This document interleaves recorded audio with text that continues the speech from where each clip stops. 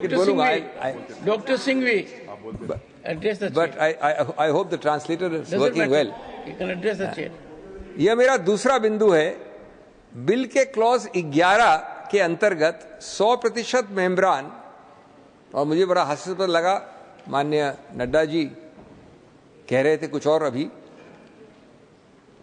Clause 11 के अंतर्गत 100% मेंबरान प्रादेशिक वक्फ बोर्ड के ऐसे व्यक्ति होंगे जिनको प्रदेश सरकार नियुक्त नॉमिनेट करेगी। स्वायत्तता, ऑटोनॉमी, अधिकार क्षेत्र कहां बचा एक इस्लामिक मुस्लिम ऑर्गेनाइजेशन का? 100% नुमाइंदे नॉमिनेटेड और 0% चुनावित। क्या अधिकार क्षेत्र बचा इस धर्म और समुदाय को अपने वर्गों को चुनावित करने का? तीसरा, वक्फ बोर्ड में बड़े तरकीब से लिखा गया है न्यूनतम 3 यानी 11 में से 3 मुसलमान होने चाहिए। इसको अगर विपरीत भाषा में पढ़ा जाए तो 8 गैर मुसलमान 11 में से आप नियुक्त कर सकते हैं। लिखा तो खैर विपरीत भाषा में है। अनुच्छेद 26 का कौन सा स्वायत्त, मैं पूछना चाहता हूं, का हक अपने समुदाय के साथ छोड़ा गया है? और दूसरा जो एक बॉडी है, संस्था है, वक्फ काउंसिल, वहां गनीमत है 22 में से कम 12 मुसलमान होने चाहिए।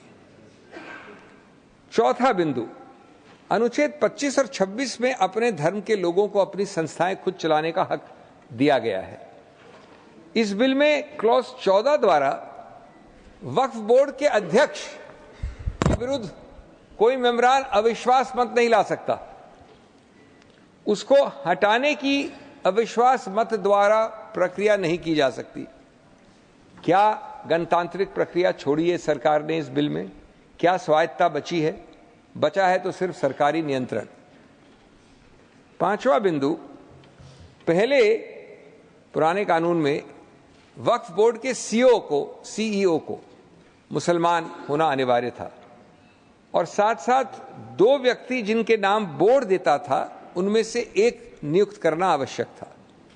बिल का क्लॉज 15 इस वर्तमान बिल का इस सबको हटा देता है, क्योंकि इसका आधार है अब बिग ब्रदर नॉमिनेशन के आधार पर इसको चलाएगा। छठा, मैं आपके सामने 6-7 एक्ट्स का नाम लेना चाहता हूं। Karnataka Hindu religious institution charitable endowments act 1997, Jagannath temple act 1955, Mata Vaishno Devi shrine act 1988, Tamil Nadu religious charitable endowments act etcetera 1959, Uttar Pradesh Kashi Vishwanath temple act 1983, Sikh gurdwara act 1925, और मेरे पास ये सूची बहुत लंबी है भारत के विभिन्न धार्मिक संस्थाओं के विषय में, भारत के विभिन्न प्रदेशों के विषय में। मैं ये पूछना चाहूंगा इस सम्मानित सभा से कि क्या इसमें से एक भी आप किसी समुदाय धर्म का नाम ले सकते हैं जिसमें उस समुदाय धर्म के अलावा लोगों को नॉमिनेट करने का अधिकार क्षेत्र दिया गया है? किसी एक में?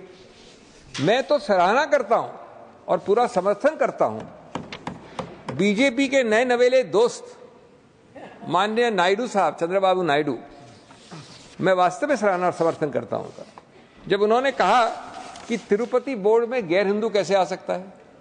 बात सही है बिल्कुल। तो किस आधार पर यह सरकार यह आडंबर कर रही है? यह स्वतःला व्यवहार, ये भिन्न कसौटी एक समुदाय पे। इसका मतलब यह नहीं है कि आप दूसरे समुदायों पे भी यह प्रहार करें। इसका मतलब है कि आप ठीक ठाक तरीके से द्वेष की भावना से यहां नहीं चलें। 7वां मुद्दा, ये जो भी बात हुई वक्फ बाय यूजर की, ये बड़ी रोचक एक कानूनी सिद्धांत की बात है। अब सर्वोच्च न्यायालय ने दुर्भाग्यवश इस बिल के निर्माताओं को ये शायद ध्यान नहीं दिया, बार बार कहा, और अभी हाल में 2020 में कहा, एक निर्णय आया कि सैकड़ों वर्षों से, कई दशकों से वक्फ बाय यूजर प्रचलित है, एम्बेडेड है, स्थापित है कानून में, धर्म में, प्रैक्टिस में। ये निर्णय आखिरी जो मेरे पास है वो है 2020 का, उसकी 2 लाइन पढ़ लूं मैं. Waqf need not necessarily be an express declaration in every case. The same can reasonably be inferred from the facts and circumstances. उसके बाद बड़े लंबे चौड़े इसमें डिस्कशन हुए हैं.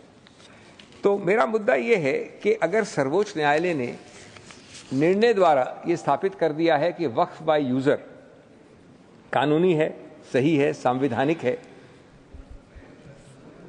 तो उसको हटाने का तरीका एक ही होता है. कानून निरस्त नहीं कर सकता. हम सब जानते हैं कि कानून की बड़ी एक स्थापित मर्यादा है कि कानून द्वारा आप किसी निर्णय को निरस्त नहीं कर सकते. आप सबसे ज्यादा ये कर सकते हैं कि उस निर्णय के आधार को हटा सकते हैं. तो अब मैं पूछना चाहूंगा कि आप इस निर्णय का आधार जो है कि कई दशकों से ये स्थापित कस्टम है वक्फ बाय यूजर, उसका आधार आप कैसे हटाएंगे?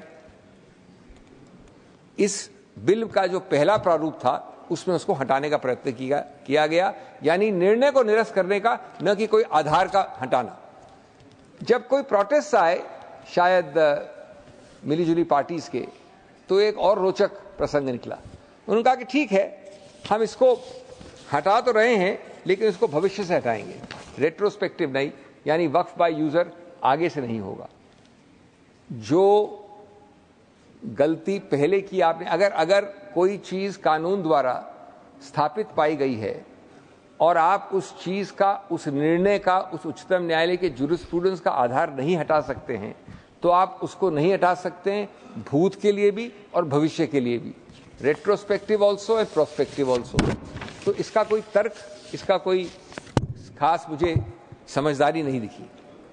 8वां क्लॉज 3 के अंतर्गत 5 साल के इस्लाम के अनुयायी की, जिसकी अभी जिक्र हुआ, आवश्यकता है. लेकिन साथ साथ एक बड़ा रोचक वाक्य और है जिसकी जिक्र नहीं हुआ. वो 5 साल के इस्लाम के अनुयायी के बाद जो वाक्य है वो कहता है, quote, having ownership of such property and that there is no contrivance involved in the dedication of such property, unquote. या तो हमारे ड्राफ्ट्समैन साहब साहिबा बहुत सरल हैं या अत्यंत शातिर हैं. ये कंट्राइवेंस क्या होता है? ये युक्ति, ये तरकीब कौन, कैसे, किस आधार पर, किन तथ्यों पर निर्णित करेगा? यानी अगर एक व्यक्ति 5 नहीं 30 साल से इस्लाम का अनुयायी है, उसके पास सेल डीड है, वो मालिकाना हक है उस जमीन का, फिर भी वो जिंदगी भर कलेक्ट्रेट और सरकारी दफ्तरों के चक्कर लगाएगा ये बताने की कंट्राइवेंस नहीं है.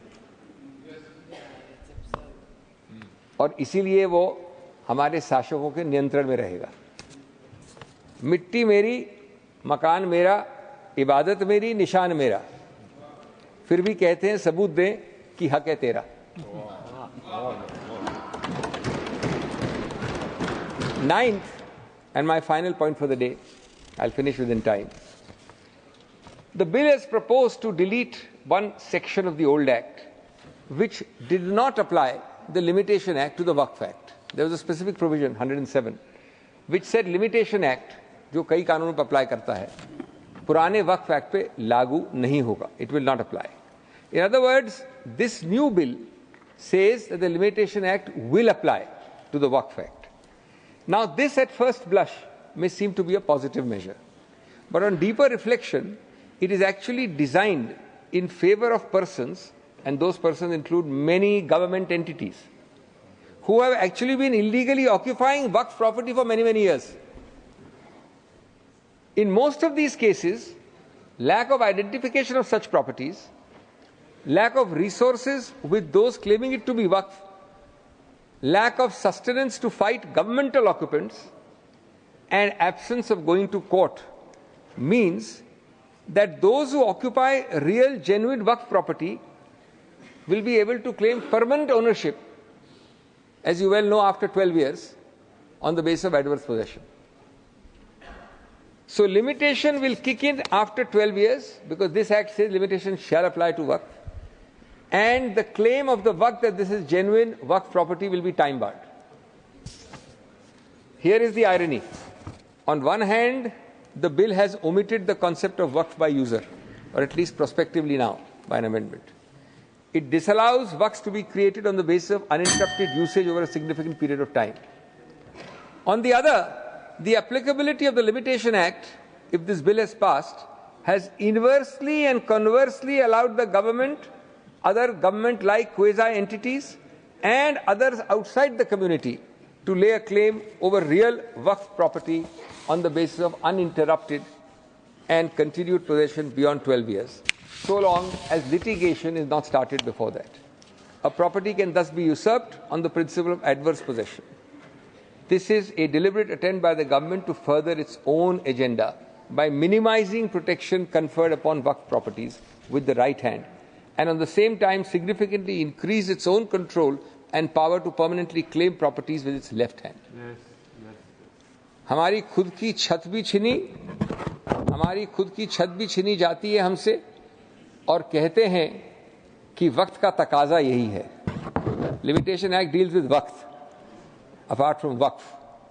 जिस जगह सजदों के निशान थे, जिस जगह सजदों के निशान थे, आज वहां दस्तावेज मांगे जा रहे हैं. माननीय सभापति, अंत में ये कहूंगा कि इसमें कई और बिंदु हैं जिनके लिए समय नहीं मेरे को बात करने का, लेकिन अगर इस पर पुनर्विचार नहीं किया जाएगा, अगर इसको ईगो के आधार पर पारित किया जाएगा, तो मुझे कोई संदेह नहीं है कि अगले कुछ वर्षों में इसको असंवैधानिक करार दिया जाएगा. धन्यवाद.